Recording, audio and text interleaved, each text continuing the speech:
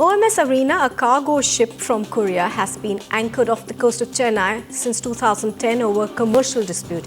And now the crew has abandoned this vessel, claiming that the owners have stopped supply of basic provisions. With fears of it capsizing, is it an environmental disaster that's just waiting to happen? This is OMS Arena, a Korean cargo ship anchored off the coast of Chennai, and an environmental disaster waiting to happen. OMS Arena was seized by the Calcutta High Court in December 2010 over a commercial dispute, and since then it has been anchored off the coast of Chennai. But earlier this month, the captain claims the ship's owners stopped paying for provisions, leaving the crew members without food, fresh water or diesel, forcing the crew to abandon the ship. I mean, the no provision, no food until from now already nearly 1 week.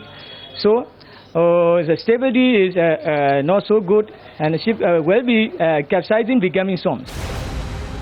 But as the ship's captain makes it clear, the greater cause of worry is that the water is accumulating in the ship's cargo hold, and in the absence of fuel, it cannot be pumped out, making a capsize more than likely. But multiple attempts by the ship's crew to bring the potential danger to the attention of authorities have so far been ignored.